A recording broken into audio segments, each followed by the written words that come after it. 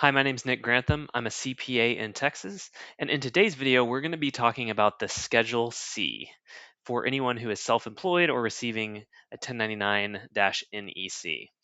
So, if you've ever worked before as an employee, you typically get your W-2, you plug that into your tax return, and it's pretty cut and dry, right? It's pretty straightforward. Your employer is doing your withholding, they're withholding federal tax, they're also withholding Social Security and Medicare tax as well for you. Um, or I should say, you're withholding that, and your employer is ultimately withholding the other half of the Social Security and Medicare, and the employer is taking care of sending that into the IRS for you. So that's pretty cut and dry. That's pretty straightforward. But if you're a contractor, if you're receiving a 1099 for work that you do, if you have any self employed income, maybe you're starting a business or a side gig, well, you are going to report that information on a Schedule C, which is just an attached schedule to your normal 1040 tax return. So in today's video, we're going to be talking about the Schedule C. What is this? How do you fill it out? What information do you need to be collecting throughout the year so that you can give your accountant or tax preparer what they need to file your taxes for you? It's also going to be important because we're going to go over the best ways to make sure you're saving yourself taxes because you don't want to pay more tax than you should. And a lot of people who get 1099s don't know what they should be doing with the Schedule C, and they end up paying more tax really than they should. So, in today's video, I'm hoping to clear that up and make this less painful for you. So, I'm going to pull up a Schedule C on the screen as you see here, and you'll notice at the top, it's going to have name of proprietor. So that's obviously just going to be your name, right? So in my case, if it were me, it would say Nick Grantham, right? Then you'd put your social security number to the right of that. Box A, principal, business, or profession. So that's just going to really be like a description of what this business is, right? So maybe it's a side gig, maybe you're just doing labor for someone, so maybe it's just like contract labor, or maybe it's um, construction work, or maybe it's real estate, you're a realtor.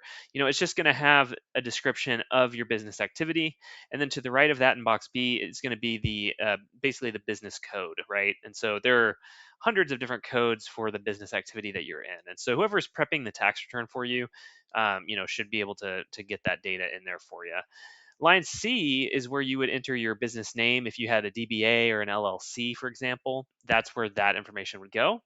And then, if you had a tax ID number, you would enter that to the right in box D. Okay, and then usually box E with the address is going to be the same as the address on your 1040. If you had a different address, you could put it there. And then for accounting method, you have a couple different options.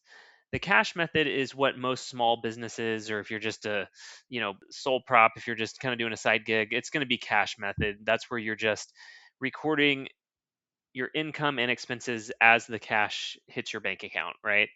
Accrual would be if were actually accruing expenses, maybe you're collecting, income, but it's deferred revenue. That's going to be more for most likely larger businesses, or at least businesses that are in a certain type of industry. If you're just a small, side gig type person working this and you're getting a 1099, then most likely that's going to be the cash method. And then these other options, G, did you materially participate in the business operation during 2025 or 2026? That's generally going to be yes if you're the one doing the work, right? And then if you started the business, if it's new as of 2025 on H, you would check there. Did you make any payments in 2025 that would require you to file a 1099? So this means not did you receive a 1099, but did I pay contract help for my business? If so, I would check yes there because I'm probably writing off contract labor on line 11 later on. And then the last question there, if line I was a yes, did you or will you file your 1099s, yes or no? So you'd want to obviously check yes and make sure you get those filed. So at the end of the day, part one and part two below is really where the bread and butter of this Schedule C are. This is ultimately how your tax due is going to, where that calculation is going to come from, right? So when you get a 1099, and let's say you get 5, 6, 7, 8, 10 1099s, obviously you need to add all of those together And then if anybody paid you and didn't issue you a 1099, you should be keeping track of that too. So you're going to want to make sure you have your total revenue, the total amount you collected from this business activity combined. That number is going to go on line one usually, and ultimately line one, line three, line five, and line seven. If you had returns, like if you had like let's say you had 50,000 coming in, but then you refunded someone 1,000. Well, so then you'd put 50,000 on line one and you'd put a 1,000 on line two. So really line three would be 30 or 49,000. But at the end of the day, if we're just going simple, let's just imagine box seven. Let's call it 50,000. That's how much we collected this year from all our 1099s and all the work we did. Now, where people get in a lot of trouble is sometimes they just plug that into a tax software. Maybe they're trying to do the tax return themselves. They had some 1099, so they just plug that number in.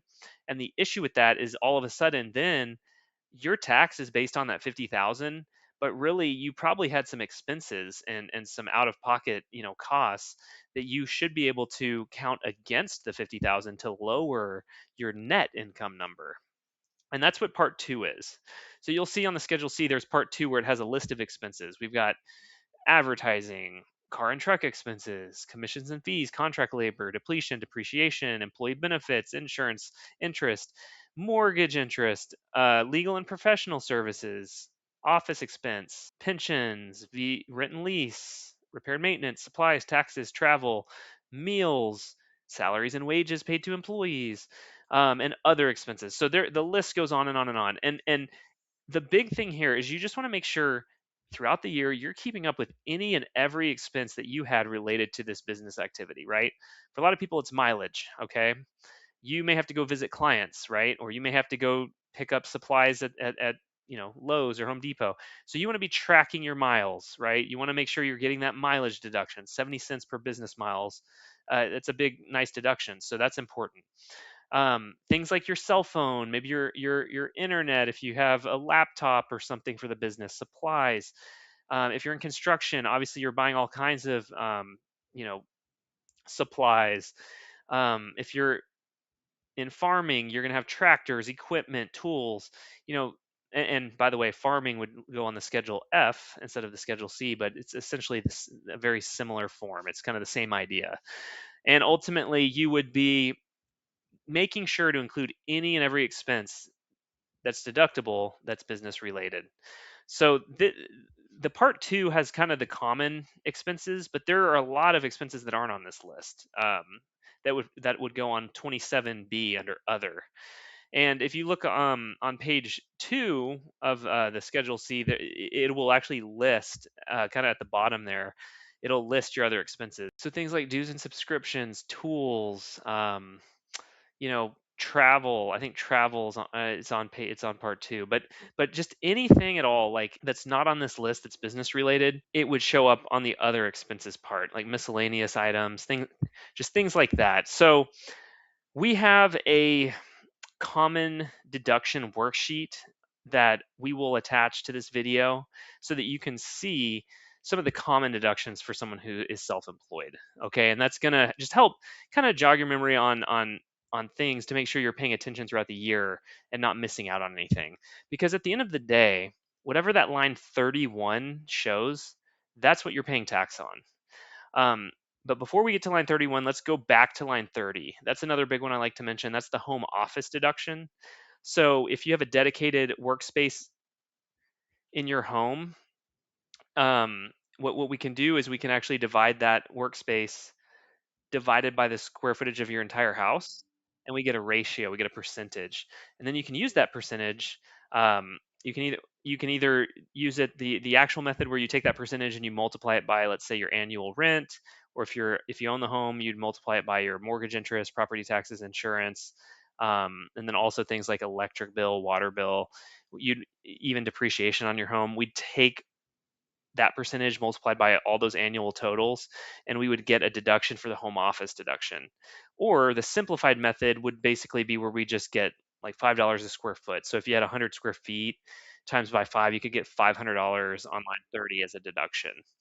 But at the end of the day, line 31 is what you're getting to. And that number is where you're going to pay federal income tax and also self-employment tax, which is 15.3% generally, and that's going to be the Social Security and Medicare tax.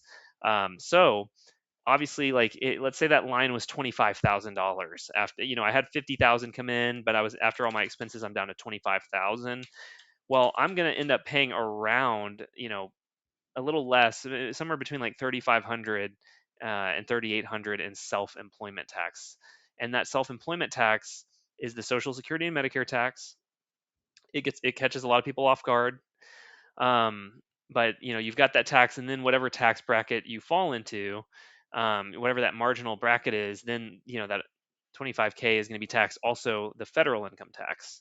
So with the Schedule C, and same thing with the Schedule F if you're a farmer, um, and really we can go on. We'll do other videos, but there's also Schedule E for rental and royalty income. But it's all the same principle. You're going to have a gross number coming in, and we want to make sure that we're picking up all the expenses to get down to that net total, because ultimately that's what you're going to be taxed on. So if you found today's video helpful, please give us a thumbs up, leave a comment if something wasn't explained, or if you'd like more examples of business expenses for a certain industry, things like that. We'd be happy to help. Thanks so much for tuning in, and have a great day.